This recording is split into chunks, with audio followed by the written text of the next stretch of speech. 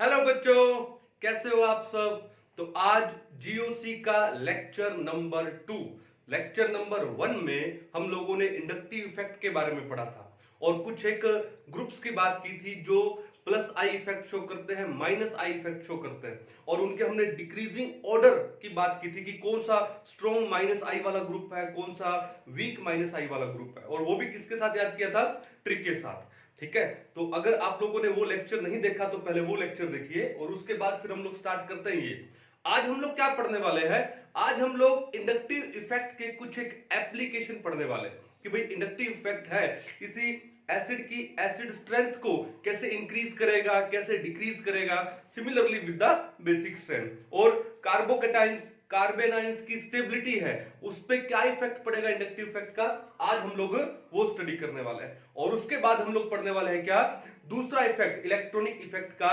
दूसरा इफेक्ट कौन सा, इलेक्ट्रोमेरिक इफेक्ट। तो अपनी अपनी नोटबुक ओपन कर लो, अच्छे से इसको पहले समझो और उसके बाद अपने नोट्स बनाइए। ठीक है, तो क्या पढ़ने वाले हम लोग, application of inductive effect, application of inductive effect. ठीक है, चलो अब देखो भैया, बात ही है कि एप्लीकेशन तो पढ़ेंगे, साथ में कुछ एक क्वेश्चन भी सोल्व करेंगे कि जो कि प्रीवियस ईयर में आए हुए हैं या आने के चांसेस हैं। देखो ध्यान से, तो पहला एप्लीकेशन क्या है, देखो पहला एप्लीकेशन ये है कि अगर किसी एसिड और बेस का हमको स्ट्रेंथ निकालना हो तो वो भी इंडक्टिव इफेक्ट से निकाला जा सकता है। कैसे, देखो पहला पॉइंट क्या लिख देंगे आप लोग, एसिडिक स्ट्रेंथ की बात करेंगे। सबसे पहले किसकी बात करेंगे, एसिडिक स्ट्रेंथ की। ठीक है, चलो हम लोग क्या पढ़ रहे हैं, ऑर्गेनिक केमिस्ट्री, और ऑर्गेनिक केमिस्ट्री में हम लोग कौन से एसिड की बात करेंगे, ऑर्गेनिक एसिड की बात करेंगे। ठीक है, अब देखो ध्यान से कि हमको ये पता है कि जैसे मैं ऑर्गेनिक एसिड में ले लूं कार्बोक्सिलिक एसिड, और कार्बोक्सिलिक एसिड जो होते हैं वो वीक एसिड होते हैं। कार्बोक्सिलिक एसिड जो है उनका जो पीके वैल्यू है, इसका कार्बोक्सिलिक एसिड्स है, उनका जो पीके वैल्यू है वो कितना होता है, वो 1 से 5 के बीच में होता है। किसके बीच में होता है, 1 से 5। अब ये पीके वैल्यू क्या है, कैसे है, अच्छे से समझेंगे पहले हम लोग। ठीक है ना, तो देखो मैं एक इन जनरल एक ऑर्गेनिक एसिड लिखा, ठीक है, और वो ऑर्गेनिक एसिड क्या, हमारा HA, और हमको पता है कि जो ऑर्गेनिक एसिड होते हैं वो वीक एसिड होते हैं। ठीक है, तो जब इनका डिसोसिएशन होगा तो क्या होगा, कंप्लीट नहीं होगा। कंप्लीट नहीं होगा तो क्या होगा, हम लोग क्या साइन लगाएंगे, इक्विलिब्रियम का साइन लगाएंगे। आप लोगों ने इक्विलिब्रियम वाला चैप्टर पढ़ा होगा अच्छे से। तो ये एक वीक एसिड डिसोशिएट होकर के क्या देगा, H पॉजिटिव प्लस में A नेगेटिव। कौन से एसिड की बात हो रही है, ऑर्गेनिक एसिड्स की बात हो रही है।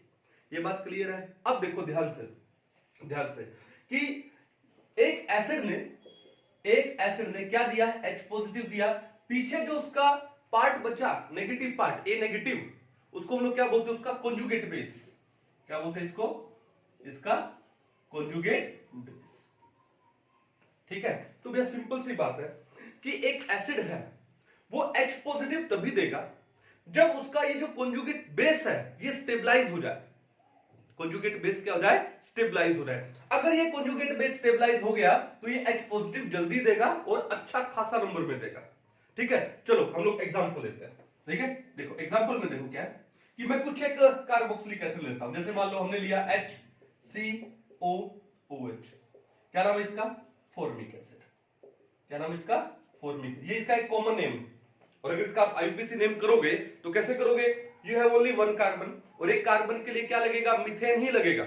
और कार्बोक्सिलिक एसिड का जब आईयूपीएसी नेम करते हैं तो नेम के एंड में लगाते हैं ओइक एसिड, तो इसका नाम क्या हो जाएगा, मीथेन प्लस में ओइक एसिड।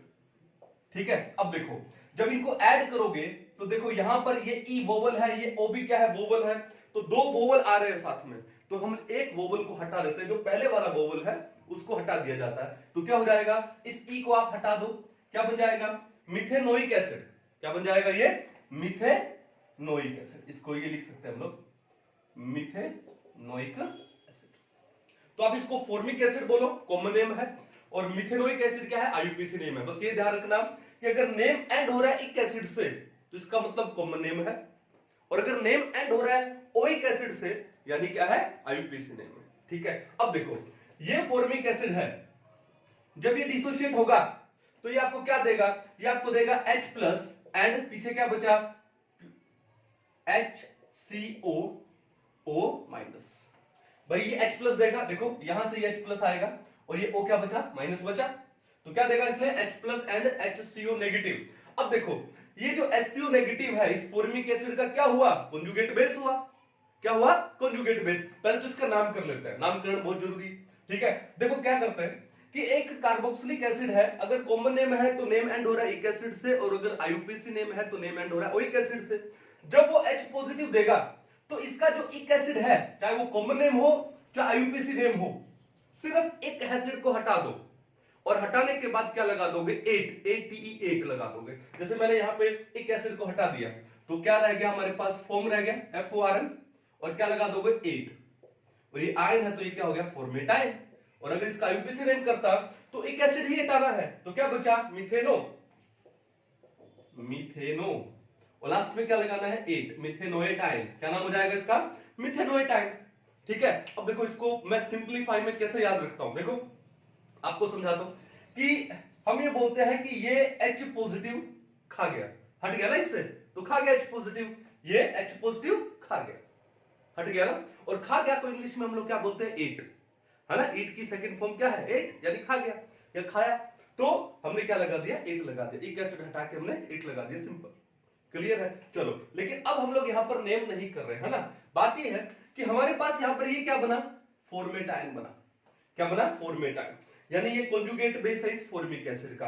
अगर ये स्टेबल हो जाए तो इसका मतलब ये H पॉजिटिव ज्यादा देगा। और ये स्टेबल कैसे होगा, देखो ध्यान से, पहले तो देखो यहां पर क्या है कि ऑक्सीजन है उसके ऊपर नेगेटिव चार्ज है, सिंगली बॉन्डेड है तो कितने लोन पेयर होते हैं, 3, और डबली बॉन्डेड है तो कितने लोन पेयर होते हैं, 2। ठीक है, तो यहां पर एक इफेक्ट काम कर रहा है जिसको हम लोग क्या बोलते हैं, रेजोनेंस। ठीक है, कैसे कि ये लोन पेयर है, ये यहां पर आएगा, मूव करेगा, तो मूव करेगा तो क्या हो जाएगा, ये पाई बॉन्ड में कन्वर्ट हो जाएगा, और ये पाई इलेक्ट्रॉन्स, डबल बॉन्ड में पाई इलेक्ट्रॉन्स भी तो है। ठीक है, ये यहां पर मूव करेंगे तो इसका रेजोनेटिंग स्ट्रक्चर कैसे बनेगा, ये बनेगा HC, अब ये हो जाएगा O, सिंगली बॉन्डेड, पहले 2 लोन पेयर थे, 2 पाई इलेक्ट्रॉन्स और आ गए, पाई इलेक्ट्रॉन कन्वर्ट हो गए लोन पेयर में, तो ये हो गया आपका नेगेटिव, और ये क्या हो गया आपका डबल बॉन्ड। तो आपने देखा कि इसकी ये रेजोनेटिंग स्ट्रक्चर्स बन गई। इसका मतलब है कि ये जो C कार्बोक्सिलेट ग्रुप है, यहां पर तो रेजोनेंस से ये नेगेटिव क्या हो रहा है, स्टेबलाइज हो रहा है।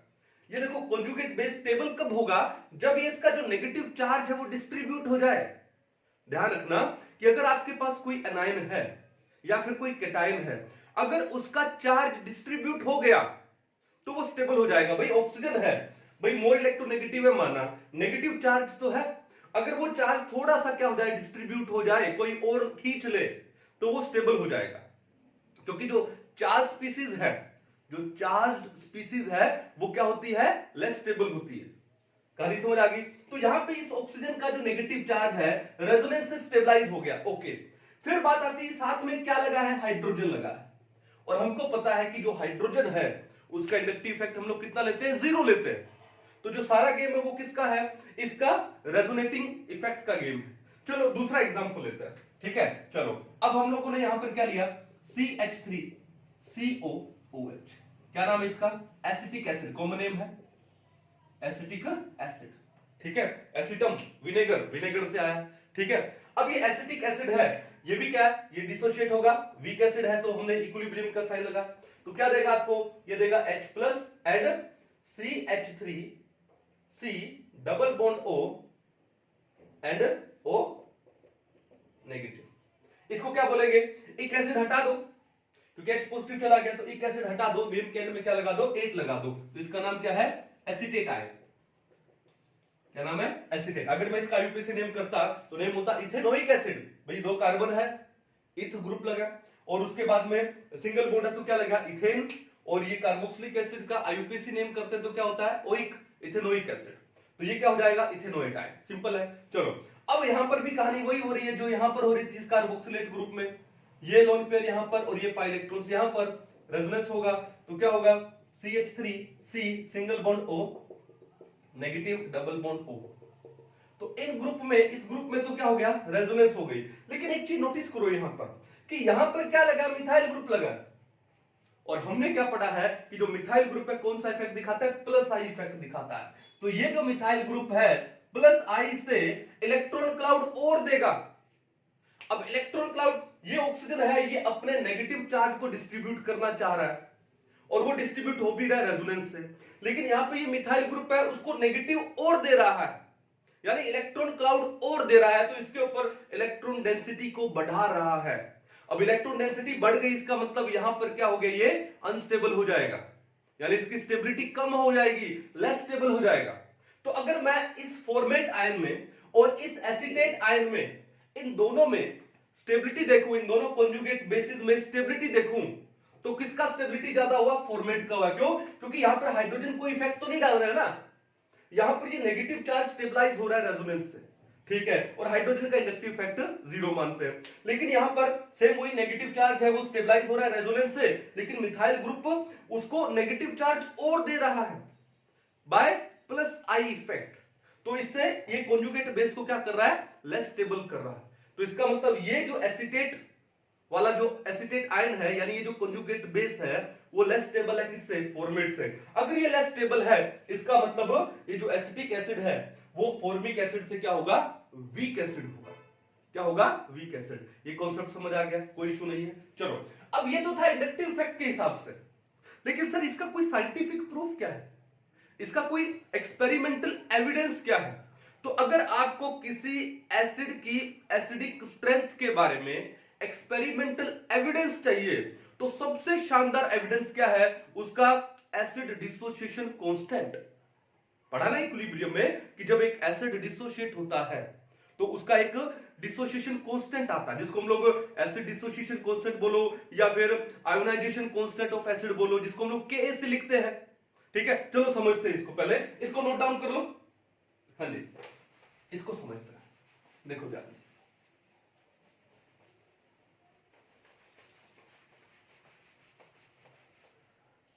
देखो, अब देखो हमारे पास क्या है, हमारे पास ये है एक वीक एसिड है, ठीक है, इसको भी मिटा दो एक बार। चलो अच्छे से स्पेस खाली करके समझते हैं। ठीक है, हमने एक ऑर्गेनिक एसिड लिया Ha, ठीक है, ओके, ये एक एसिड है ऑर्गेनिक एसिड, ओके, डिसोशिएट होकर क्या देगा, H positive and A negative. ये नेगेटिव इसका क्या है, कॉन्जुगेट बेस है। क्लियर है? अब देखो बात ये है कि अगर मैं इसका एसिड डिसोसिएशन कांस्टेंट निकालूं, किससे लिखते हैं उसको, K किसके इक्वल आएगा, ये आएगा H पॉजिटिव कंसंट्रेशन इनटू में A नेगेटिव कंसंट्रेशन अपॉन में HA का कंसंट्रेशन। तो आपने एक चीज नोटिस की कि जितना H पॉजिटिव का कंसंट्रेशन ज्यादा होगा, H पॉजिटिव का कंसंट्रेशन जितना ज्यादा होगा, उतना ही Ka का वैल्यू भी क्या होगा, ज्यादा होगा। क्या होगा, ज्यादा। ये बात समझ आ गई। और H पॉजिटिव का कंसंट्रेशन ज्यादा होने का मतलब क्या है, आपका एसिड स्ट्रॉन्ग है। तो क्या हम लोग ये बात बोल सकते हैं कि acidic strength is directly proportional to Ka value? क्या लिख सकते हैं हम लोग, acidic strength is directly proportional to किसके वैल्यू, Ka वैल्यू। दिख रहा है ना आप लोगों को यहां पे कि H पॉजिटिव का कंसंट्रेशन ज्यादा है, इसका मतलब Ka ज्यादा है, और H पॉजिटिव कंसंट्रेशन ज्यादा होने का मतलब एसिड का एसिडिक स्ट्रेंथ ज्यादा है। तो एसिडिक स्ट्रेंथ ज्यादा होने का मतलब क्या हुआ, Ka का वैल्यू ज्यादा है, तो डायरेक्टली प्रोपोर्शन हो गया। ठीक है, अब K का ले लेते हैं हम लोग नेगेटिव लॉग, यानी हम लोग लेंगे pKa। तो pKa क्या होता है, देखो pKa is the negative log base 10 of Ka।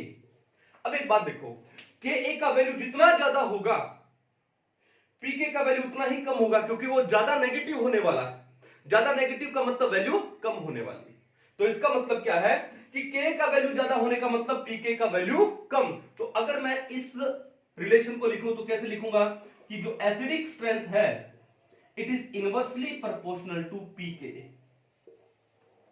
या फिर मैं लिख दूं pKa is inversely proportional to acidic strength. यानी अगर pK का वैल्यू ज्यादा है, pKa का वैल्यू ज्यादा है, तो इसका मतलब जो एसिडिक स्ट्रेंथ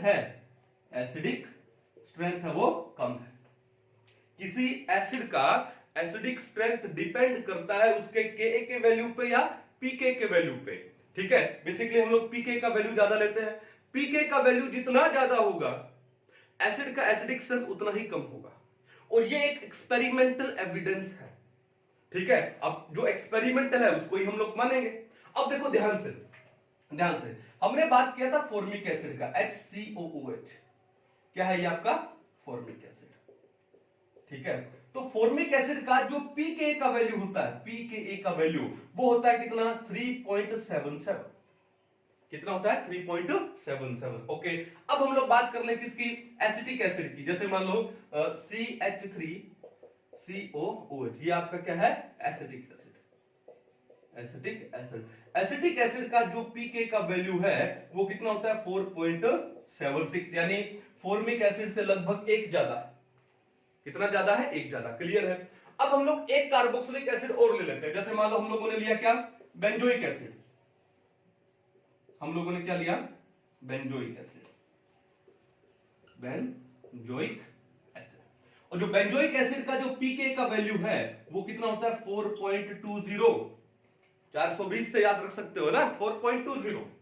देखो आपको ये एक्सपेरिमेंटल वैल्यूज है, फिर क्वेश्चन उठता है कि सर क्या ये वैल्यूज याद रखनी पड़ेगी। तो मैं कह रहा हूं कि कार्बोक्सिलिक एसिड में अगर आपको 4 5 6 कोई कार्बोक्सिलिक एसिड की पीके की वैल्यू अगर पता है तो सबसे बेस्ट है, और अगर नहीं पता है तो फिर आप एक काम करो, आप ऑर्डर याद कर लो। और ऑर्डर कैसे याद करोगे कि आप कुछ एक कार्बोक्सिलिक एसिड लीजिए, उनकी पीके वैल्यू रखिए, फिर उनको उनकी पीके वैल्यू के डिक्रीजिंग ऑर्डर में डाल दो।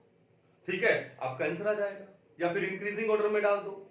समझ गया ना कहानी। तो देखो ध्यान से कि formic acid, acetic acid, benzoic acid, मैंने ये तीनों ही क्यों लिखे हैं, पहले मैंने तीनों इसलिए लिखे हैं कि जब कभी भी हम लोग इनकी बात करेंगे, ऑर्गेनिक एसिड की बात करेंगे, तो इन तीन का तो पीके का वैल्यू पता ही होना चाहिए, इनके बारे में ज्यादा आता है एग्जाम में।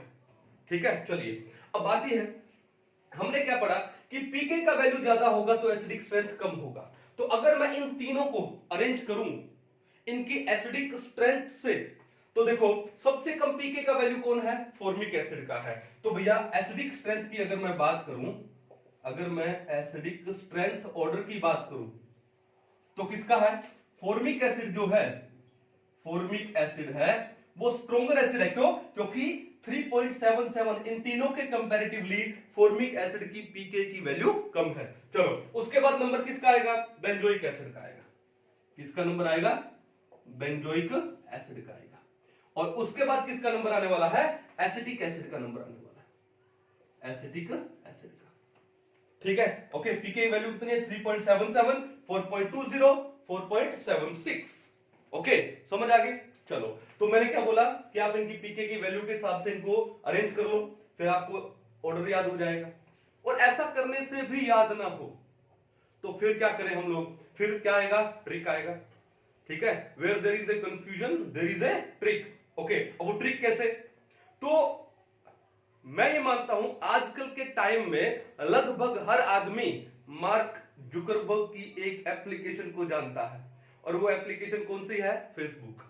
ठीक है, बड़ी शानदार ऐप है, एफबी ऐप, लोगों को काफियों को जोड़ा है उसने।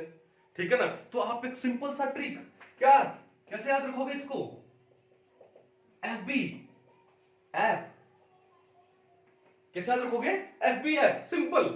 एफ का मतलब क्या हुआ, एफ का मतलब हुआ फॉर्मिक एसिड, बी का मतलब क्या हुआ, बेंजोइक एसिड, और एफ से आपने ले लिया ए का मतलब क्या हुआ, एसिटिक एसिड, एफबी ऐप। ठीक है, यानी F greater than be greater than A, formic acid है, स्ट्रॉन्ग एसिड है बेंजोइक एसिड से, बेंजोइक एसिड स्ट्रॉन्ग एसिड है किससे, एसिटिक एसिड से। एफबी ऐप से भी आप इसको याद कर सकते हो।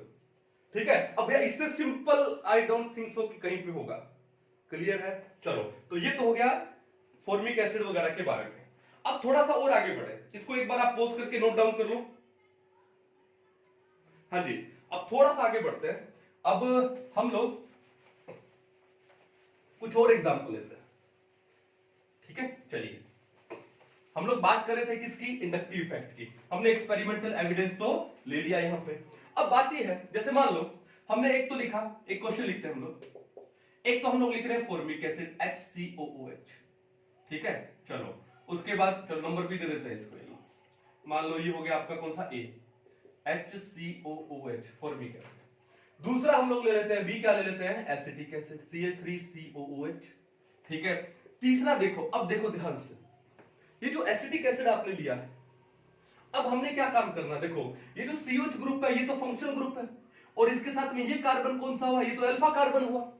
अभी हम लोग एक अल्फा हाइड्रोजन को हटा करके, एसिटिक एसिड के एक अल्फा हाइड्रोजन को हटा करके वहां पे हेलोजन डालने वाले हैं। तो ठीक है, तो ये क्या हो जाएगा, देखो FCH2COH, नाम क्या होगा इसका, फ्लोरोएसिटिक एसिड। क्या नाम होगा इसका, फ्लोरोएसिटिक एसिड। ये बात समझ आ गई।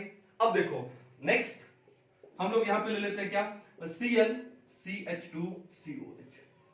फिर हम लोग ले लेते हैं क्या, मान लो हमने ले लिया ब्रोमो, सारे के सारे हेलोजन लगा दो एक बार, और लास्ट में क्या ले लिया हम लोगों ने, आइडो CH2COH।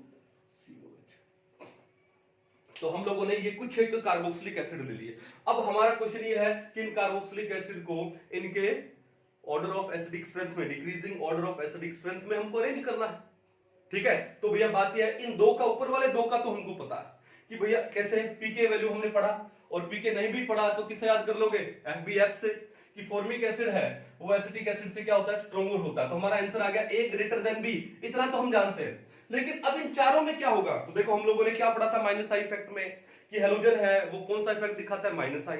अब देखो 4 हेलोजन हमारे पास, एस्टेटिन को तो ले नहीं रहे हम लोग, रेडियो एक्टिव है, तो इन 4 हेलोजन में इलेक्ट्रोनेगेटिविटी किसकी ज्यादा, फ्लोरीन की। तो ऑब्वियसली जो फ्लोरीन है उसका माइनस आई इफेक्ट है वो क्लोरीन से ज्यादा होगा, क्लोरीन का माइनस आई ब्रोमीन से, ब्रोमीन का माइनस आई आयोडीन से ज्यादा होगा। ये बात तो समझ आ गई, क्लियर है। अब एक चीज देखो यार, यहां पर सिंपल सी बात, थोड़ा यहां लिखता हूं मैं, कि या फ्लोरो FCH2COOH, अब फ्लोरीन दिखाएगा माइनस आई इफेक्ट।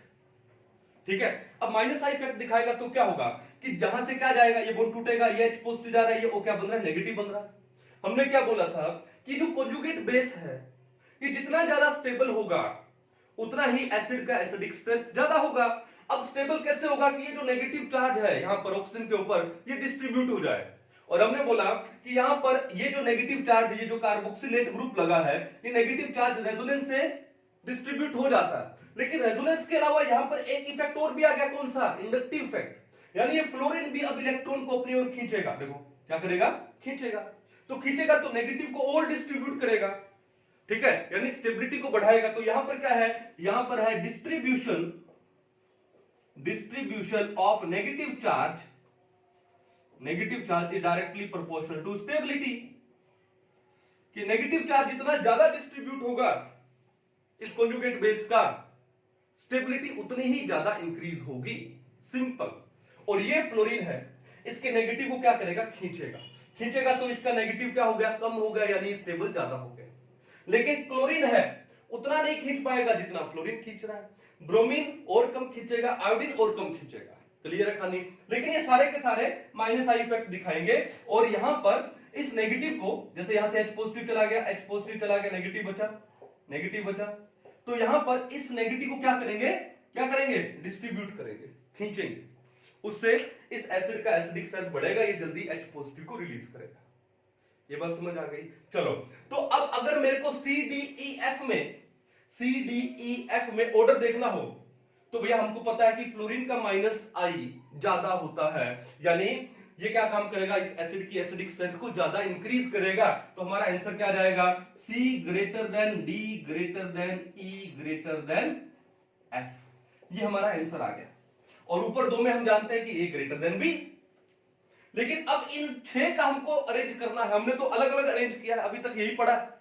तो मैं आपको एक बात बता दूं, बात यह है कि अगर मान लो एसिटिक एसिड है, ठीक है, उसके पास में एक हेलोजन लग गया, चाहे वो कोई भी लगे, चाहे वो फ्लोरीन लगे, चाहे क्लोरीन, चाहे ब्रोमीन, चाहे आयोडीन, एसिटिक एसिड पे एक भी हेलोजन लग गया, तो भैया उस हेलोजन का माइनस आई इतना ज्यादा होता है कि उस एसिड का एसिडिक स्ट्रेंथ आपके फॉर्मिक एसिड से भी ज्यादा हो जाएगा।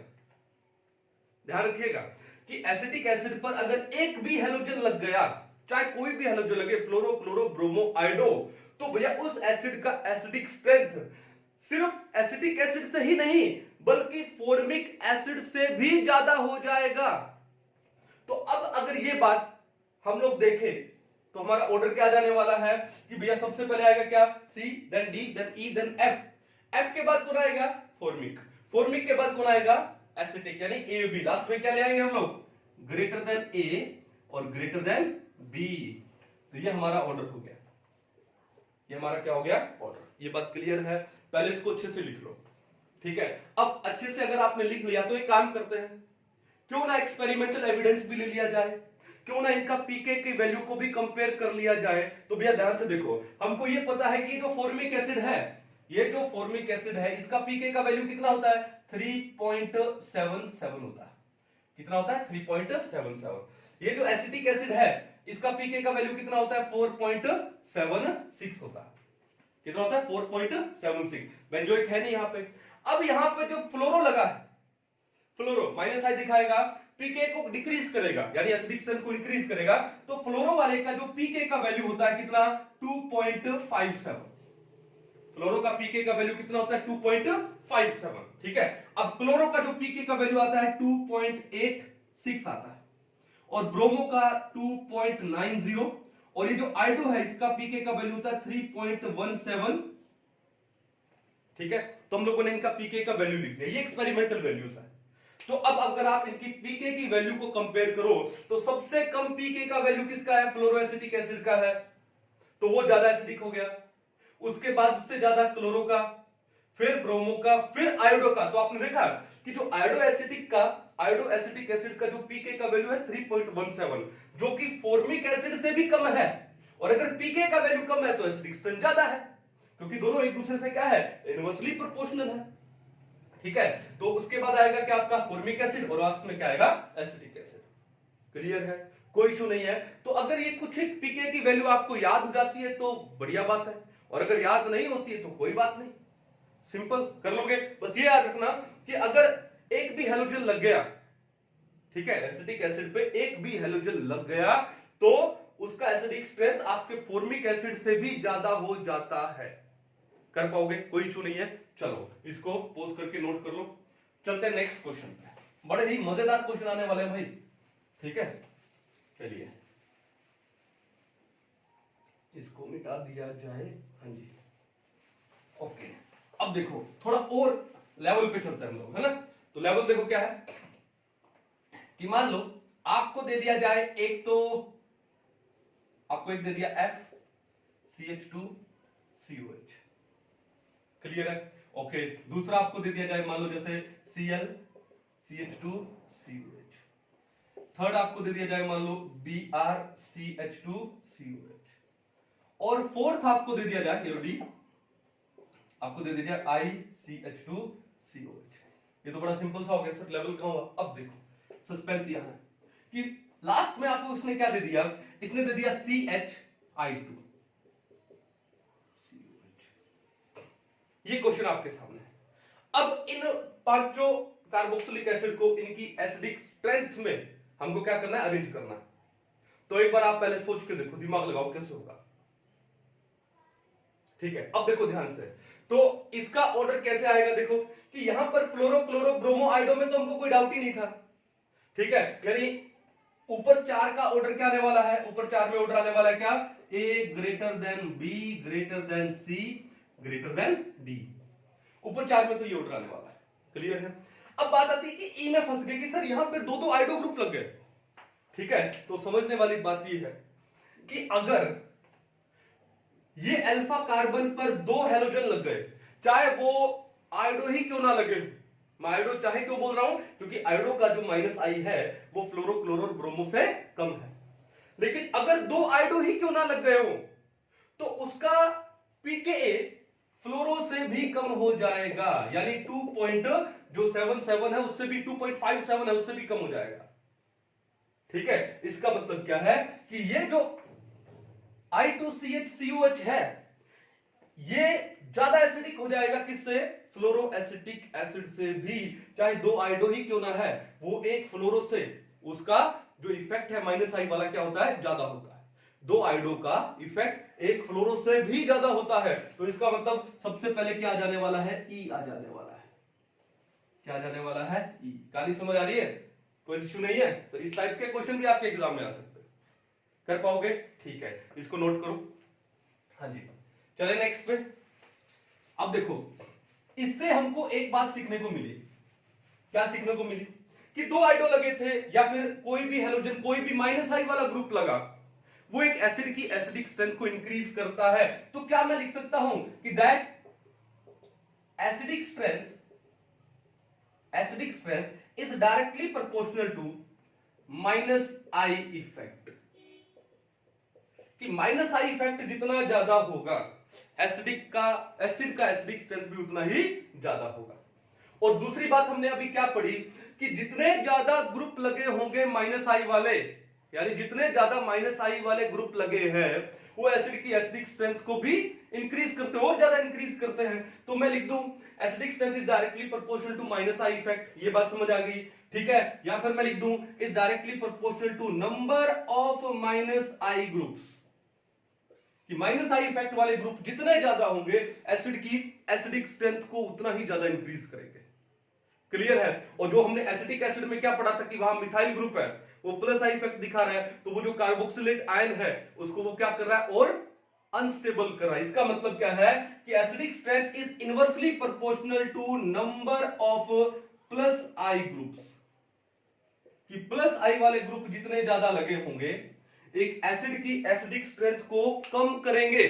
क्यों? क्योंकि वो प्लस आई इफेक्ट से जो कॉन्जुगेट बेस है, यानी जो नेगेटिव चार्ज आएगा उसको और ज्यादा इंक्रीज करेंगे, और नेगेटिव जब इंक्रीज होगा तो स्टेबिलिटी डिक्रीज होगी, क्योंकि हम तो चाहते हैं कि नेगेटिव डिस्ट्रीब्यूट हो जाए ताकि स्टेबिलिटी बढ़े। लेकिन प्लस आई इफेक्ट वाले ग्रुप है वो नेगेटिव को और इंक्रीज करेंगे तो कॉन्जुगेट बेस की स्टेबिलिटी को डिक्रीज करेंगे, और अगर कॉन्जुगेट बेस की स्टेबिलिटी डिक्रीज हो गई, ये स्टेबिलिटी अगर डिक्रीज हो गई तो इसका मतलब एसिड का एसिडिक स्ट्रेंथ भी क्या हो गया, डिक्रीज हो गया।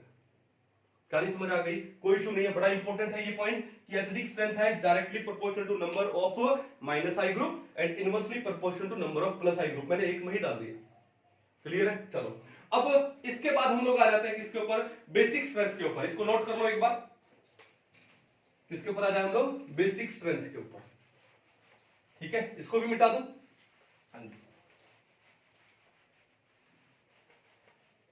देखो ध्यान से, या बेसिक स्ट्रेंथ से पहले एक काम और करते हैं, एक दो एग्जांपल और लेते हैं। ठीक है, एसिडिक स्ट्रेंथ का एक दो एग्जांपल और लेते हैं। कैसे? मान लो हमने एक तो लिया क्या, CH3OH, क्या है ये, अल्कोहल है, मिथेनॉल, सबसे छोटा अल्कोहल मिथेनॉल। फिर उसके बाद हमने लिया है CH3CH2OH, क्या नाम है इसका, इथेनॉल। क्या नाम है इसका, इथेनॉल। और इसको हम लोग प्राइमरी अल्कोहल भी बोल सकते हैं। प्राइमरी क्यों बोल रहे हैं? देखो कि OH है, OH ग्रुप जिस कार्बन से अटैच हो वो कार्बन आगे, यानी अल्फा कार्बन हो गया ना, ये कार्बन आगे सिर्फ एक ही कार्बन से अटैच हो, यानी if there is only one beta carbon, ये कौन सा कार्बन हो गया, एक ही कार्बन है ना, बीटा कार्बन एक ही है, तो उसको हम लोग क्या बोलते हैं, प्राइमरी अल्कोहल बोलते हैं। ठीक है, अब आते हैं, जैसे मान लो OH है, ठीक है, C, यहां पे ले लिया CH3, यहां भी ले लिया CH3, और यहां पे हमने लगा दिया H। देखा, फंक्शनल ग्रुप है, ये कार्बन हुआ अल्फा, तो ये हुआ बीटा, अल्फा के डायरेक्ट वाला बीटा। कितने बीटा कार्बन है, दो है, तो आपका जो अल्कोहल है वो कौन सा हो जाएगा, सेकेंडरी अल्कोहल हो जाएगा। और टर्शियरी अल्कोहल क्या हो जाएगा, OH, ये कार्बन, देन 1 2 3, ये अल्फा हुआ, ये बीटा, ये भी बीटा, और ये भी beta. There are 3 beta carbon, तो ये आपका जो अल्कोहल है वो कौन सा हो जाएगा, टर्शियरी अल्कोहल हो जाएगा। इसको हम लोग टर्शियरी ब्यूटाइल अल्कोहल भी बोलते हैं। ठीक है, ये आइसोप्रोपाइल अल्कोहल, ठीक है, ये इथाइल अल्कोहल, ये मिथाइल अल्कोहल। ठीक है, अब देखो हमारे पास ये 3 अल्कोहल है। अब मैं आपको बता दूं कि जो अल्कोहल्स होते हैं, जो अल्कोहल्स हैं, इनका जो पीके का वैल्यू है वो 16 से 18 के बीच होता है। अल्कोहल्स का पीके का वैल्यू 16 से 18 के बीच होता है। इट मींस अल्कोहल्स है they are weaker acid than carboxylic acid, क्योंकि जो कार्बोक्सिलिक एसिड की बात हम लोगों ने की थी, जो हम लोग कार्बोक्सिलिक एसिड की बात कर रहे थे, तो हमने क्या पढ़ा, इनका जो पीके का वैल्यू कितना होता है, 1 से 5 के बीच होता है। और जो अल्कोहल्स है इनका पीके का वैल्यू कितना होता है, 16 से 18। और हमने क्या पढ़ा था कि that pKa is inversely proportional to acidic strength, यानी पीके जितना ज्यादा एसिडिक स्ट्रेंथ उतनी ही कम। अब देखो अल्कोहल का पीके कार्बोक्सिलिक एसिड के पीके से ज्यादा है, इसका मतलब alcohols are weaker acid than carboxylic acid. समझ जाओगे। चलो अब आगे बढ़ते हैं थोड़ा सा। क्या बढ़ते हैं कि यहां पर क्या होगा कि ये H प्लस देना चाहेगा तो पीछे क्या बचेगा, O नेगेटिव। H प्लस देगा पीछे बचेगा O नेगेटिव, H प्लस देगा तो पीछे O नेगेटिव, O नेगेटिव। ठीक है, चलो इसको ले लो। अब एक चीज देखो यार, यहां पर बात यह है कि मैं अगर पहले टर्शरी अल्कोहल में आऊं, टर्शरी अल्कोहल में यहां पर कितने मिथाइल ग्रुप लगे, 3, और मिथाइल ग्रुप कौन सा इफेक्ट दिखाते हैं, प्लस आई। कौन सा इफेक्ट दिखाते हैं, प्लस आई। अब देखो इस ऑक्सीजन के ऊपर नेगेटिव चार्ज है, ठीक है, और यहां पे रेजोनेंस भी नहीं है, ठीक है, मल्टीपल बॉन्ड नहीं है। पढ़ेंगे हम लोग, रेजोनेटिंग इफेक्ट आएगा, डिटेल में पढ़ेंगे हम लोग। अब ऑक्सीजन के ऊपर नेगेटिव चार्ज है, ये कॉन्जुगेट बेस हुआ H पॉजिटिव जाने के बाद पीछे ये जो बचेगा वो क्या बचेगा, कॉन्जुगेट बेस बचेगा। तो ऑक्सीजन के ऊपर नेगेटिव चार्ज है, मान लिया ऑक्सीजन ज्यादा इलेक्ट्रोनेगेटिव है, नेगेटिव को कैरी कर सकता है, लेकिन कितना, तो ये ऑक्सीजन है, ये अपने नेगेटिव चार्ज को डिस्ट्रीब्यूट करेगा, तभी तो ये कॉन्जुगेट बेस स्ट्रॉन्ग होगा, ठीक है ना, स्टेबल होगा। अब बात यह है कि ये नेगेटिव डिस्ट्रीब्यूट हो नहीं रहा है और साथ में 3 मिथाइल ग्रुप है, वो अपना प्लस आई से इस ऑक्सीजन की इलेक्ट्रॉन डेंसिटी को और इंक्रीज कर रहे हैं, ठीक है। अब जब इस ऑक्सीजन की इलेक्ट्रॉन डेंसिटी और बढ़ गई तो उसका मतलब उसकी स्टेबिलिटी घट गई। तो इसका मतलब ये कौन सा एसिड हो गया, वीक एसिड हो गया, क्योंकि एसिड का एसिडिक स्ट्रेंथ डिपेंड करता है उसके कॉन्जुगेट बेस की स्टेबिलिटी पे। लेकिन यहां पर इंडक्टिव इफेक्ट से, प्लस आई इफेक्ट से, यहां पर इस O नेगेटिव का इलेक्ट्रॉन डेंसिटी बढ़ रहा है, जिससे उसकी स्टेबिलिटी घट रही है, इसका मतलब ये वीक एसिड है। चलो अब यहां पर आते हैं किसके ऊपर, चलो ये ले लो, यहां पर कितने ग्रुप है, 2 ग्रुप है, तो 3 के कंपैरेटिवली 2 ग्रुप है, कम प्लस आई इफेक्ट देंगे, तो इसका मतलब ये थोड़ा स्ट्रॉन्ग एसिड हो जाएगा उससे। ये लो साइन लगा देता हूं मैं, ठीक है। यहां पर क्या है, यहां पर सिर्फ एक ही मिथाइल ग्रुप लगा है, तो ये और स्ट्रॉन्ग एसिड हो जाएगा इससे। और यहां पर CH3 के बाद यहां पर क्या है, C के साथ में क्या लगे, यहां पे तो हाइड्रोजन लगे, और हमने क्या बोला, हाइड्रोजन का इंडक्टिव इफेक्ट 0 मानते हैं। तो इसका मतलब क्या है कि जो O नेगेटिव का जो इलेक्ट्रॉन डेंसिटी और कोई नहीं बढ़ाने वाला, तो ये क्या हो गया, और स्ट्रॉन्ग एसिड हो गया। यानी अगर मैं इन अल्कोहल्स में एसिडिक स्ट्रेंथ की बात करूं तो methanol is stronger acid than ethanol, which is stronger acid than isopropyl alcohol, which is stronger acid than tertiary butyl alcohol। कहानी समझ जाओगे। तो यहां पर देखो आपने क्या देखा कि जो प्लस आई इफेक्ट वाले जो ग्रुप है एक एसिड की एसिडिक स्ट्रेंथ को डिक्रीज कर रहे हैं, तो मैं लिख सकता हूं that acidic strength is inversely proportional to, क्या हो जाएगा, number of plus I groups. समझ आ गया आपको एग्जांपल, कोई दिक्कत नहीं, कर पाओगे। चलिए इसको कर लो नोट डाउन। चलिए बढ़े आगे। अब देखो बात करेंगे किसकी, बेसिक स्ट्रेंथ की। किसकी बात करेंगे, बेसिक स्ट्रेंथ की बात करेंगे। यार एक सिंपल सी बात है, कॉमन सेंस की बात है कि अगर मान लो वीक एसिड है, इसका मतलब क्या हुआ, स्ट्रॉन्ग बेस हुआ। यानी अगर एसिडिक स्ट्रेंथ कम है, इसका मतलब बेसिक स्ट्रेंथ ज्यादा है, सिंपल सी बात है। तो लेकिन कुछ एक एग्जांपल लेते हैं, जैसे मान लो हमने लिया क्या, हमने लिया CH3NH2, ठीक है। हमने एक एग्जांपल और लिया क्या, NHCH3CH3। हमने एक एग्जांपल और लिया NCH3CH3 और CH3, और हमने एक एग्जांपल और ले लिया क्या, NH3 यानी अमोनिया, ठीक है। और ये मैं ले रहा हूं इनको क्या, इन गैसियस स्टेट। इस पॉइंट पे बहुत ज्यादा नोट करने की जरूरत है, इन गैसियस स्टेट। क्यों, आपका क्लास 12 में एक चैप्टर आता है एमीन्स, और वो एमीन्स में बड़ा इंपॉर्टेंट क्वेश्चन है कि उनकी जो बेसिक स्ट्रेंथ का ऑर्डर निकालना, ठीक है। और सीबीएसई में अगर मैं एनसीईआरटी में देखूं कई बार एग्जाम में आ चुका है, और अगर मैं कंपटीशन में देखूं, जेई में देखूं या नीट में देखूं तो भी एग्जाम में आ चुका है, ठीक है, उनकी बेसिक स्ट्रेंथ का ऑर्डर। तो वहां पर आपसे पूछते हैं किसके बारे में, ज्यादातर किसके बारे में पूछते हैं बेसिक स्ट्रेंथ, किसमें, इन एक्वस स्टेट। किसमें, एक्वस स्टेट। क्लियर है? या फिर इन लिक्विड स्टेट। ओके, तो हमको पता है कि जब एक्वस स्टेट या लिक्विड स्टेट में क्या होता है कि मॉलिक्यूल्स क्लोज आ जाते हैं। लेकिन मैं बात कर रहा हूं गैसीय स्टेट की, यहां पर मैं इसको गैसीय स्टेट में लिख रहा हूं। गैसीय स्टेट का मतलब क्या है कि मॉलिक्यूल्स एक दूसरे से अवे है, दे आर सिंगल। अगर थोड़ा बॉन्ड एंगल कम ज्यादा हो सकता तो हो सकता, लेकिन एक्वस में व्हेन दे कम क्लोज तो बॉन्ड एंगल कम होगा, ज्यादा नहीं हो पाएगा। समझ आओगे? चलो, तो बात यह है कि हम लोगों ने ये मिथाइलामीन, डाइमिथाइलामीन, ट्राइमिथाइलामीन और ये हमने अमोनिया ले लिया। किसमें लिया? गैसीय स्टेट में लिया। अब हम इनकी बेसिक स्ट्रेंथ को कंपेयर करना चाहते हैं। तो सिंपल सी बात देखो ध्यान से कि बेसिक स्ट्रेंथ का मतलब क्या है कि एक बेस स्ट्रॉन्ग बेस कब होगा? जब वो बहुत ज्यादा इलेक्ट्रॉन दे सके। बेस क्या होते हैं? इलेक्ट्रॉन डोनर होते हैं। बेस क्या होते हैं? बेस होते हैं क्या? Electron donor. क्या होते हैं? Electron donor.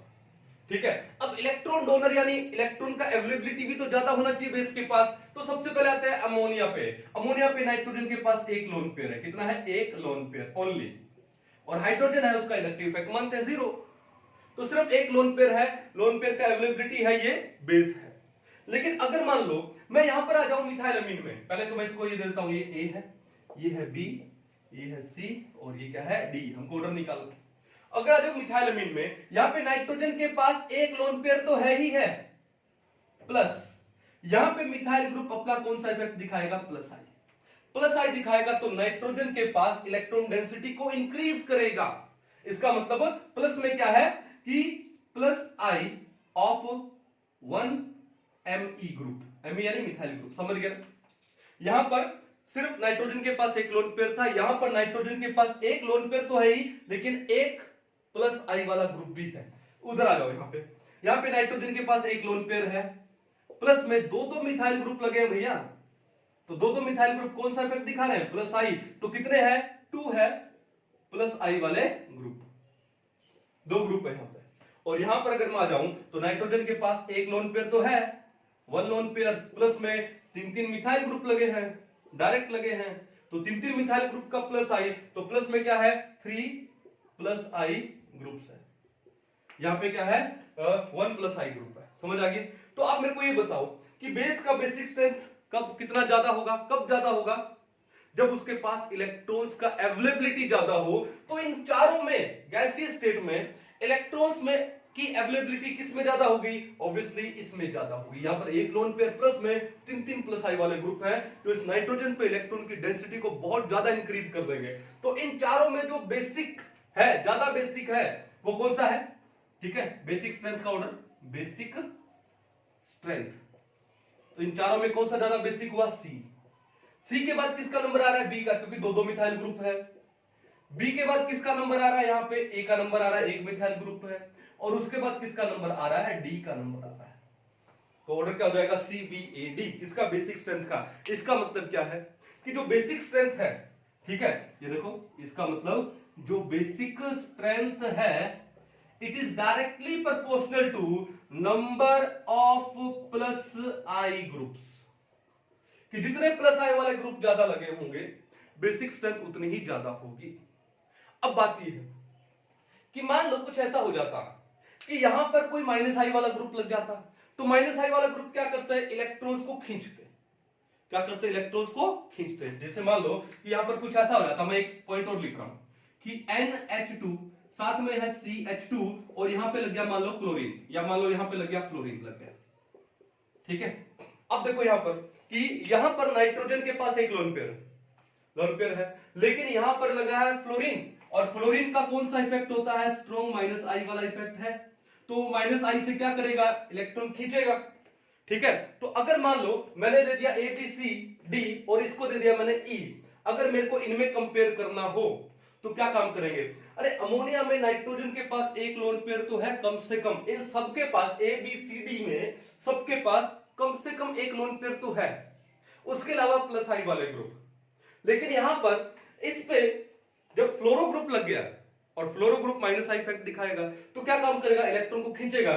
तो नाइट्रोजन के पास जो एक लोन पेयर है, अब उसका अवेलेबिलिटी उसके पास कम हो गया। क्यों? क्योंकि माइनस आई से फ्लोरीन खींच रहा है।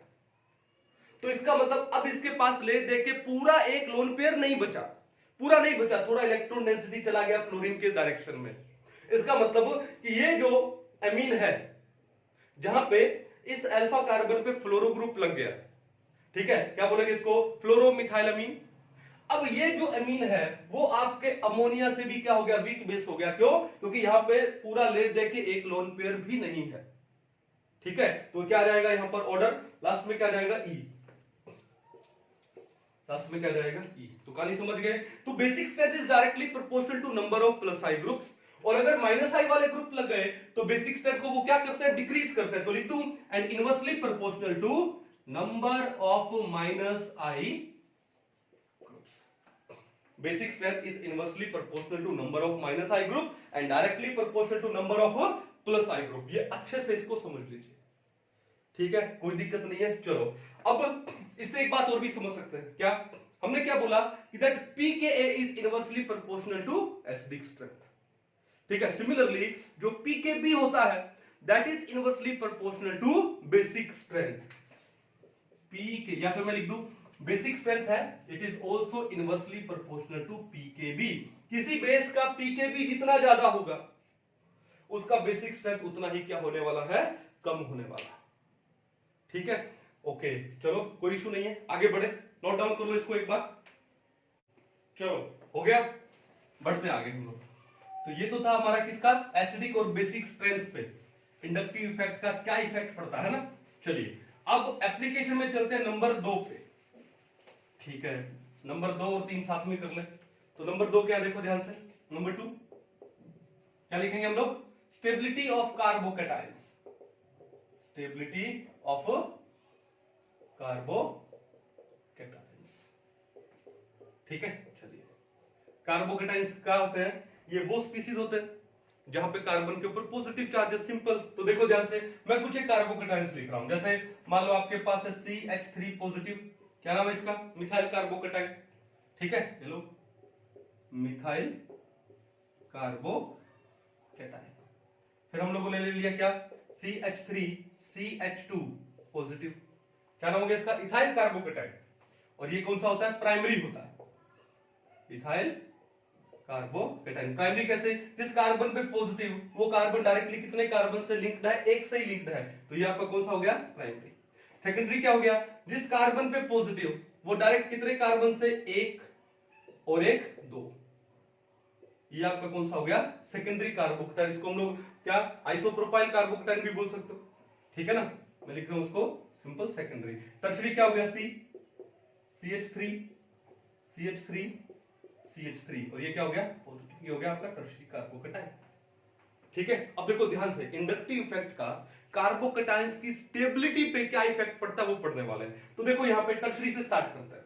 इस कार्बन के पास है पॉजिटिव, पॉजिटिव का मतलब कार्बन के पास 1 2 सिर्फ 3 ही सिग्मा बॉन्ड है, 3 सिग्मा का मतलब इलेक्ट्रॉन कितने हुए, 6 इलेक्ट्रॉन हुए। तो इस कार्बन, इस पॉजिटिवली चार्ज कार्बन के पास 6 इलेक्ट्रॉन है, यानी ये आपका 6th कार्बन, क्या है, 6th कार्बन।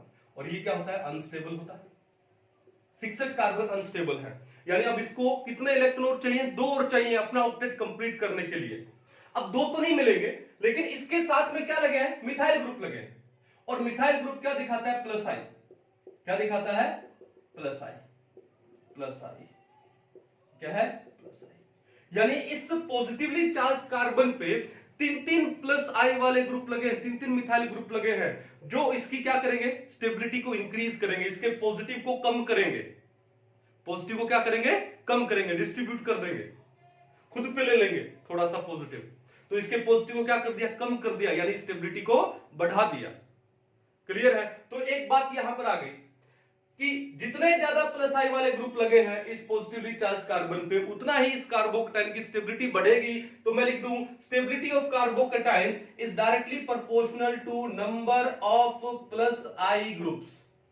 जितने ज्यादा प्लस आई वाले ग्रुप लगे हैं कार्बोकैटायन की स्टेबिलिटी उतनी बढ़ने वाली। देखो यहां पर क्या है, यहां पर सिर्फ 2 ही, अब देखो अब ये स्टेबल हो जाएगा, ठीक है। 6th कार्बन था, समझाने के लिए बताया आपको, 3 मिथाइल ग्रुप लगे हैं, प्लस आई से क्या करेंगे, इसको स्टेबल करेंगे। यहां पर सिर्फ 2 ही प्लस आई वाले ग्रुप है as compare to this one. तो इसका मतलब अगर मेरे को इन दोनों में, सेकेंडरी और टर्शरी में स्टेबिलिटी का ऑर्डर देखना है, तो tertiary carbocation is more stable then secondary. यहां पर सिर्फ एक ही प्लस आई वाला ग्रुप है, ठीक है, ये ज्यादा स्टेबल हो जाएगा, और यहां पे प्लस आई वाला ग्रुप है नहीं, यहां पर हाइड्रोजन है, ये लेस स्टेबल हो जाएगा। तो कार्बोकेटाइन की स्टेबिलिटी का ऑर्डर क्या होता है? Tertiary greater than secondary greater than primary greater than methyl carbocation. ये जब हम लोग कार्बोकेटाइन वाला डिस्कस करेंगे, रिएक्शन इंटरमीडिएट्स, तब अच्छे से डिस्कस करेंगे, हम लोग डिटेल में डिस्कस करेंगे। क्लियर खानी? बस यहाँ पे क्या समझा आपने? Stability of carbocation is directly proportional to directly proportional to number of plus I groups. Clear है? चलो अब यहां पर अगर माइनस आई वाले ग्रुप लग जाए तो, जैसे मान लो कि ये टर्शरी, जैसे ये लो सी पॉजिटिव है, ठीक है, उसके बाद मान लो यहां पर क्या लग गया, एक हाइड्रोजन लगा है, यहां पर भी एक हाइड्रोजन लगा है, और यहां पर कोई एक माइनस आई वाला ग्रुप लग गया। क्या लग गया? माइनस आई वाला ग्रुप। कैसे लगाए? जैसे मान लो हम लोगों ने यहां पे लगा दिया क्या, फ्लोरो लगा दिया, जैसे मान लो, तो अब ये फ्लोरो क्या काम करेगा? यहां पे ये फ्लोरो माइनस आई इफेक्ट से इलेक्ट्रॉन क्लाउड खींचेगा, और इलेक्ट्रॉन क्लाउड खींचेगा तो इसके पॉजिटिव को और बढ़ाएगा। हम तो चाह रहे थे कि इसका पॉजिटिव कम हो, लेकिन पॉजिटिव यहां पे और बढ़ाएगा ये, इसका मतलब स्टेबिलिटी को क्या करेगा? डिक्रीज करेगा। तो stability of carbocation is directly proportional to number of plus I groups and it is inversely proportional to number of minus I groups. कि माइनस आई वाले ग्रुप जितने ज्यादा लगे होंगे, कार्बोकेटाइन की स्टेबिलिटी को उतना ही डिक्रीज करेंगे। समझ गए? चलो, तो ये तो हो गया कार्बोकेटाइन्स पे। अभी आगे चलते हैं किसके ऊपर? कार्बेनाइन्स पे चलते हैं, ठीक है। तो अगर एग्जाम में कभी क्वेश्चन आ जाए stability of carbocations can be explained by, और अगर उसमें एक ऑप्शन आपको ये भी दिया हो इंडक्टिव इफेक्ट, तो वो भी ऑप्शन करेक्ट, ठीक है। नंबर 3 देखो क्या क्या है, स्टेबिलिटी ऑफ कार्बेनाइन्स। कार्बेनाइन्स की स्टेबिलिटी हमको पढ़नी है। अब कार्बेनाइन्स क्या होते हैं? जहां पे कार्बन के ऊपर नेगेटिव चार्ज है, तो पहले मैं कुछ एक कार्बेनाइन्स बना लेता हूं, जैसे CH3, और नेगेटिव का मतलब there is a lone pair on carbon, okay, तो ये मिथाइल कार्बेनाइन हुआ। देन CH3CH2 नेगेटिव, ये कौन सा हुआ? इथाइल कार्बेनाइन, यानी प्राइमरी, जिस कार्बन पे नेगेटिव वो एक ही कार्बन से अटैच। उसके बाद CH, ये हुआ आपका CH3, ये हुआ आपका CH3, there is a lone pair negative charge, ये हुआ secondary carbonyl, and CH3 and there is a lone pair negative charge, ये क्या हो गया? tertiary carbonyl। अब देखो यहां पर उल्टा है, यहां पर क्या है? पहली बात तो इस कार्बन का ऑक्टेट कंप्लीट है। कैसे? 3 तो बॉन्ड हाइड्रोजन के साथ में, यानी 6 इलेक्ट्रॉन, और एक लोन पेयर है, यानी 2 आगे 6 और 2 8। यहां पे इस कार्बन का जो ऑक्टेट है वो कंप्लीट है, और जब ऑक्टेट कंप्लीट है तो वो स्टेबल है। लेकिन अगर ऑक्टेट से भी ज्यादा इलेक्ट्रॉन हो जाए, 8 से भी ज्यादा हो गए, तो भी क्या हो गया? स्टेबिलिटी डिक्रीज हो जाएगी, ठीक है। अब देखो यहां पर क्या है कि टर्शरी में आते हैं, ऑक्टेट तो सब में कंप्लीट है, टर्शरी में यहां पर इस कार्बन के पास 8 इलेक्ट्रॉन तो है, लेकिन यहां पर मिथाइल ग्रुप का प्यार, यानी उनका जो प्लस आई इफेक्ट इस कार्बन के पास इलेक्ट्रॉन डेंसिटी को और ज्यादा इंक्रीज करेगा, जिससे उसका नेगेटिव इंक्रीज हो जाएगा। अगर इसका नेगेटिव चार्ज इंक्रीज हो गया, इसका मतलब इसका स्टेबिलिटी डिक्रीज हो जाएगा। तो कार्बेनाइन्स में क्या होता है कि जितने ज्यादा माइनस आई वाले ग्रुप लगे हैं, उतने ही कार्बेनाइन की, जितने ज्यादा प्लस आई वाले ग्रुप लगे हैं, उतने ही कार्बेनाइन्स की स्टेबिलिटी क्या होती है? डिक्रीज होती है। तो stability of a carbanion, it is inversely proportional to number of plus I groups, कि प्लस आई वाले ग्रुप जितने ज्यादा होंगे, वो कार्बेनाइन की स्टेबिलिटी को उतना ही कम करेंगे। क्यों? कार्बन पे नेगेटिव चार्ज को बढ़ाएंगे, इलेक्ट्रॉन डेंसिटी को बढ़ाएंगे। ऑक्टेट से भी ज्यादा इलेक्ट्रॉन हो गए, स्टेबल कम हो गए। और यहां पर कितने हैं? यहां पर 2 हैं, यहां पर 1 है, यहां पर 1 भी नहीं है। तो अगर मेरे को कार्बेनाइन का स्टेबिलिटी ऑर्डर देखना हो, मिथाइल में, प्राइमरी में, सेकेंडरी में और टर्शरी में, तो methyl कार्बेनाइन is more stable then primary, and primary more stable then secondary, secondary more stable then tertiary. कहानी समझ आ गई कि यहां पर कार्बन के पास 8 है, लेकिन उसको और कोई डिस्टर्ब करने वाला तो है नहीं, और इलेक्ट्रॉन देने वाला है नहीं।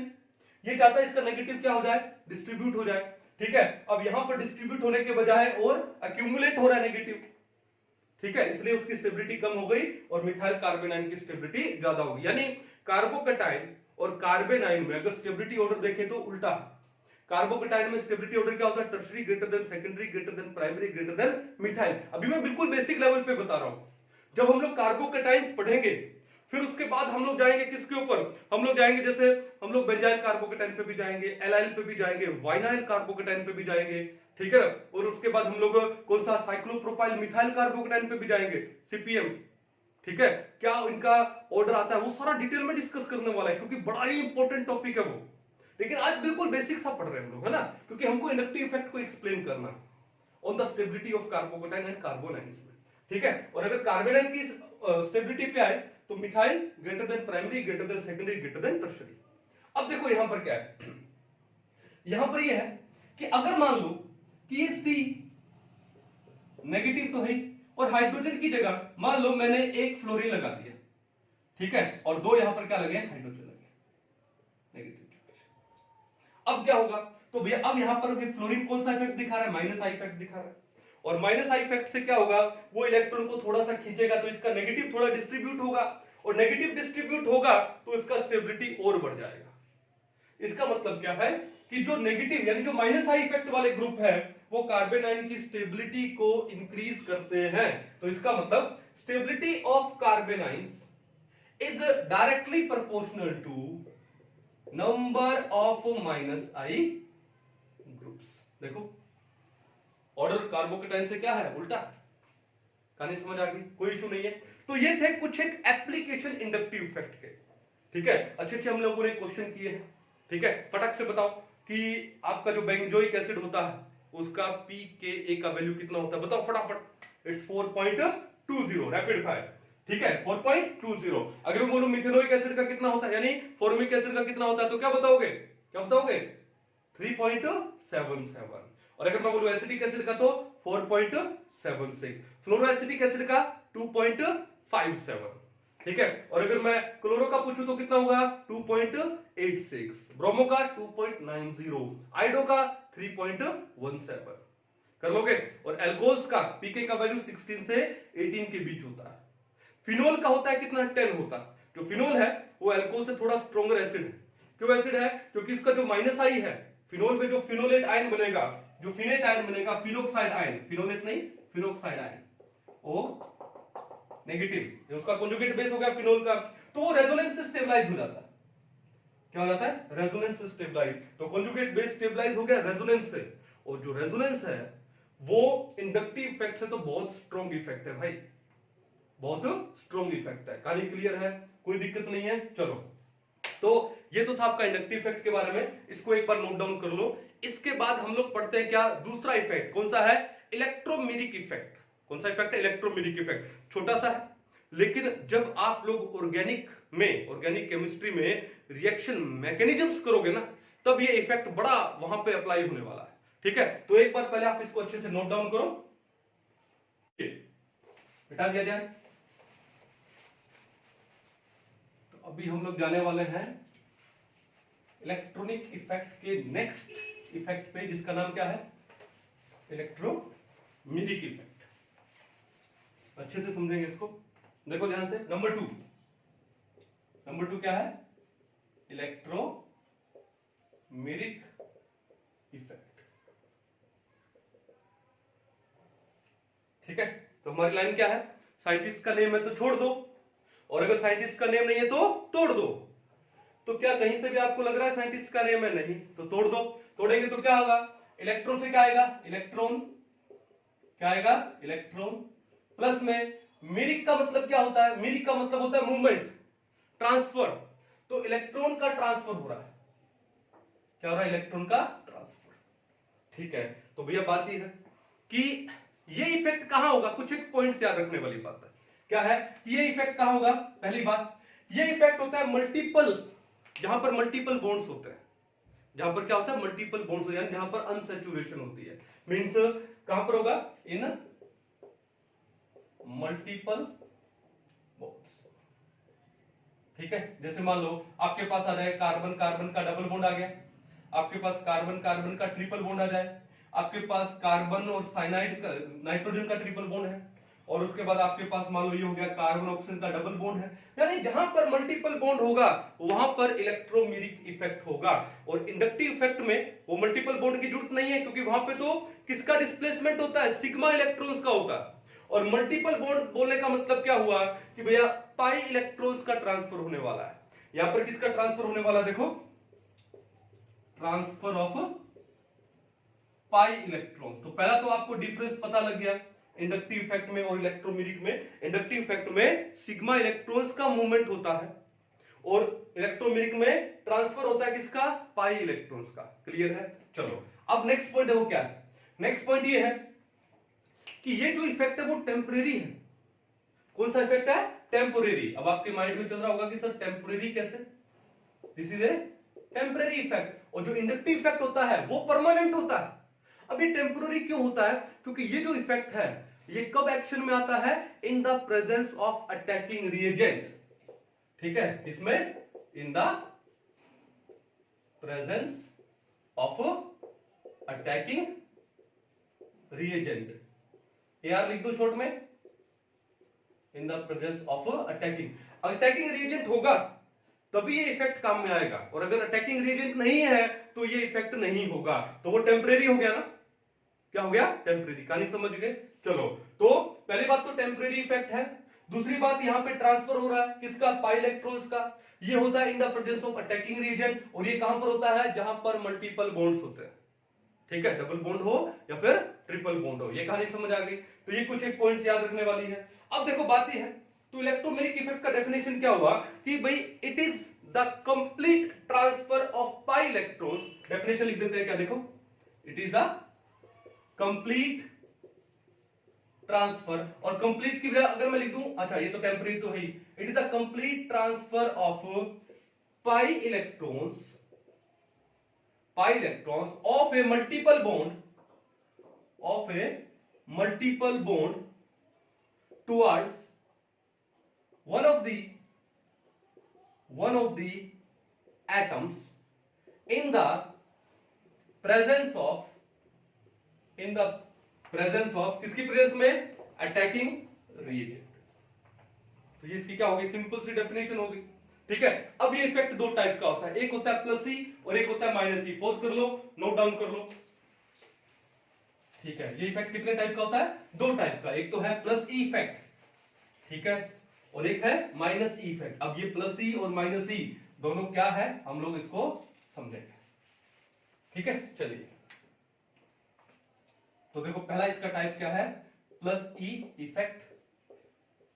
ठीक है, और दूसरा इसका टाइप क्या है, माइनस ई इफेक्ट। तो दोनों को एक एक करके हम लोग समझ लेते हैं। तो प्लस इफेक्ट क्या होता है, देखो कि मान लो एक एग्जांपल लेते हैं पहले। देखो एक कार्बन कार्बन का डबल बॉन्ड है, एक कार्बन कार्बन का क्या है, डबल, ये कार्बन कार्बन का ट्रिपल बॉन्ड ले लो। चलो मैं ट्रिपल बॉन्ड भी साथ में ले लूं, कार्बन कार्बन का ट्रिपल बॉन्ड भी ले लिया। अब इनके ऊपर किसी अटैकिंग रिएजेंट ने, जैसे मान लो H पॉजिटिव ने अटैक किया। किसने अटैक किया, H पॉजिटिव ने। तो क्या होगा कि मान लो ये H पॉजिटिव है, ये H पॉजिटिव है, ये अटैकिंग रिएजेंट हो गया। ये इस कार्बन पे अटैक कर रहा है, इस कार्बन पे मान लो। ठीक है, तो जब ये इस कार्बन पे अटैक करेगा, भाई H पॉजिटिव है, इसके पास तो कोई इलेक्ट्रॉन है ही नहीं।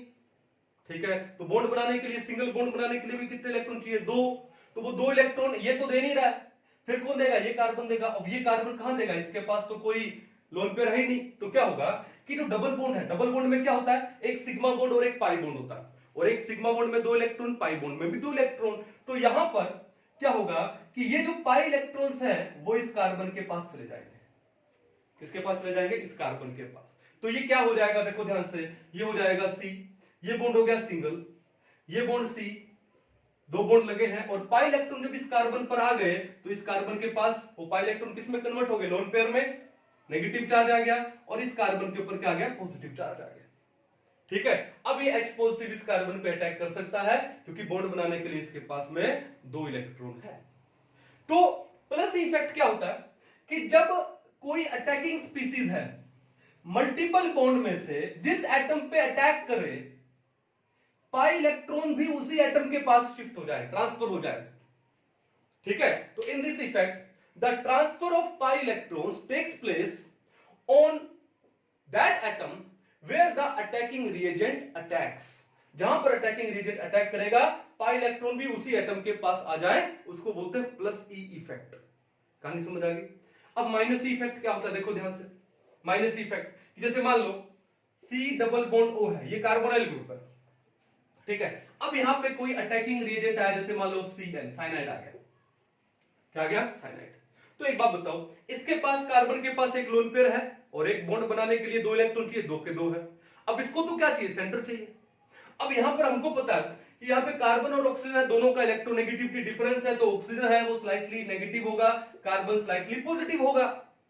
और ये कार्बन CN नेगेटिव है, तो नेगेटिव किस पे अटैक करता है? जो कि पॉजिटिव हो, नेगेटिव पे तो अटैक नहीं करेगा। तो यहां पर क्या होगा कि ये इस कार्बन पे अटैक करेगा। ये बात समझ आ गई? ये इस कार्बन पे अटैक करेगा, तो इस कार्बन के, इसका जो लोन पेयर है किसमें कन्वर्ट हो जाएगा? बॉन्ड पेयर में। तो कार्बन के कितने बॉन्ड है इस कार्बन के? 1 2 3 4, और एक बॉन्ड ये बन गया, तो कितने हो जाएंगे? 5। लेकिन कार्बन की तो वैलेंसी 4 है, 4 ही बॉन्ड बनाएगा। तो ये जो पाई इलेक्ट्रॉन्स है, ये वाले पाई इलेक्ट्रॉन्स, ये कहां पर शिफ्ट हो जाएंगे? इस ऑक्सीजन के पास। तो क्या देखा आपने? इस इफेक्ट में जो पाई इलेक्ट्रॉन्स है वो क्या चले जाते हैं? वो अवे चले जाते हैं। यानी ये जो आपका अटैकिंग रिएजेंट है वो जिस सेंटर पे अटैक करेगा, पाई इलेक्ट्रॉन उससे अवे वाले एटम के पास चले जाए, तो उस इफेक्ट को हम लोग क्या बोलेंगे? माइनस ई इफेक्ट बोलेंगे। क्या बोलेंगे? माइनस ई। कहानी समझ आ गई? कोई इशू नहीं है। अब देखो इस इफेक्ट को हम लोग शो कैसे करते हैं, ठीक है। इसको हम लोग शो करते हैं एक कर्व्ड एरो से। कौन सा एरो है ये? एक कर्व्ड एरो है। देखा आपने?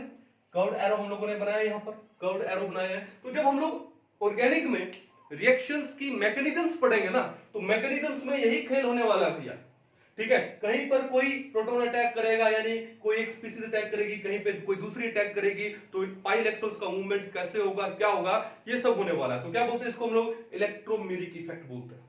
क्या बोलते हैं इसको? इलेक्ट्रोमिरिक इफेक्ट। कहानी समझ आ गई? कोई इशू नहीं है, ठीक है। तो ये था बेसिक सा आपका इलेक्ट्रोमिरिक इफेक्ट के बारे में। टेम्परेरी इफेक्ट होता है क्योंकि अटैकिंग रिएजेंट की प्रेजेंस में ही होता है, ठीक है। अगर ये अटैकिंग रिएजेंट नहीं है तो ये इफेक्ट काम में नहीं आएगा, ये इफेक्ट होगा नहीं। लेकिन इंडक्टिव इफेक्ट है वो परमानेंट होता है, वहां पर सिग्मा इलेक्ट्रॉन्स का मूवमेंट हो रहा है, क्योंकि मोर इलेक्ट्रोनेगेटिव एटम तो लगा ही लगा है ना, ठीक है। तो वो परमानेंट होता है और ये क्या होता है? टेम्परेरी, ठीक है। तो आई होप आज का लेक्चर आपको अच्छे से समझ आया होगा, ठीक है। अच्छे से इसको नोट डाउन कर लो, अच्छे से इसको समझो, ठीक है। क्वेश्चन सोल्व कीजिए इसके, ठीक है। हम लोग बाद में इन इफेक्ट्स को अप्लाई करेंगे ऑर्गेनिक केमिस्ट्री में, ओके। और नेक्स्ट लेक्चर में हम लोग क्या पढ़ने वाले हैं? हम लोग पढ़ेंगे क्या? Hyper conjugation. हाइपर कॉन्जुगेशन जिसको हम लोग क्या बोलते हैं? नो बॉन्ड रेजोनेंस भी बोलते हैं। क्या बोलते हैं? No bond resonance. बड़ा ही इंपॉर्टेंट टॉपिक है कंपटीशन के लिए और आपके बोर्ड्स के लिए भी, ठीक है। तो आज के लिए आई थिंक इतना ही, मिलते हैं नेक्स्ट लेक्चर में, तब तक के लिए थैंक यू।